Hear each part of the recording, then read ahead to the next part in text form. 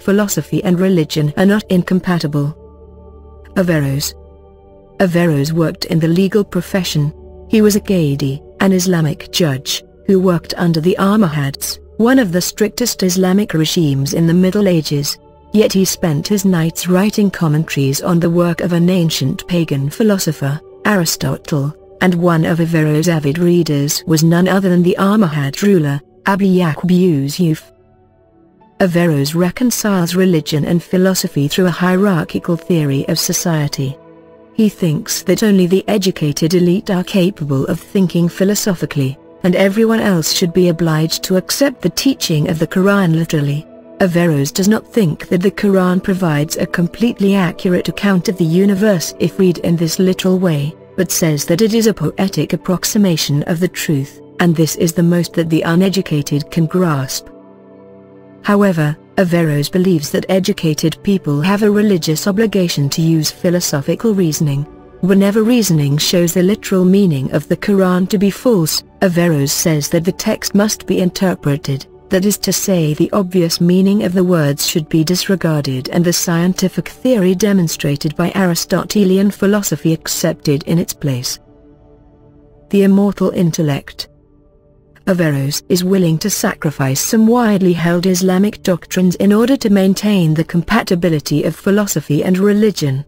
For instance, almost all Muslims believe that the universe has a beginning, but Averroes agrees with Aristotle that it has always existed, and says that there is nothing in the Quran to contradict this view.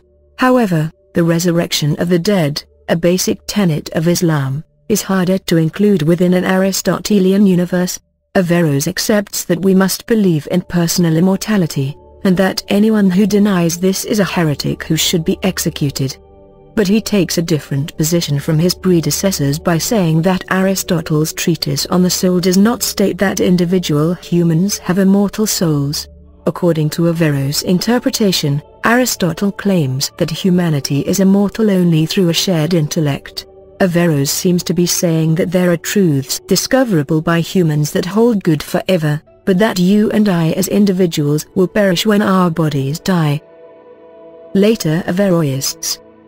Averroes' advocacy of Aristotelian philosophy, if only for the elite, was shunned by his fellow Muslims, but his works, translated into Hebrew and Latin, had enormous influence in the 13th and 14th centuries. Scholars who supported the opinions of Aristotle and Averroes became known as Averroists, and they included Jewish scholars such as Moses of Narbonne, and Latin scholars such as Anicius Boethius and Siger of Brabant. The Latin Averroists accepted Aristotle as interpreted by Averroes as the truth according to reason, despite also affirming an apparently conflicting set of Christian truths. They have been described as advocating a double truth theory, but their view is rather that truth is relative to the context of inquiry. Averroes.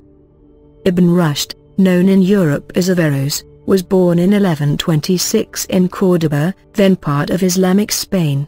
He belonged to a family of distinguished lawyers and trained in law, science, and philosophy.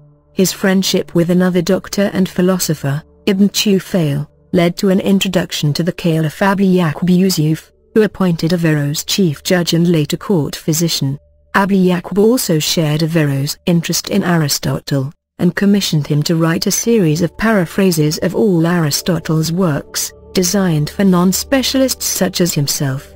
Despite the increasingly liberal views of the Almohads, the public disapproved of Averroes' unorthodox philosophy, and public pressure led to a banning of his books and personal exile in 1195. Reprieved 2 years later, Averroes returned to Córdoba but died the following year. Key works: 1179 Decisive Treatise, 1179 The Incoherence of the Incoherence, 1186 Great Commentary on Aristotle's On the Soul,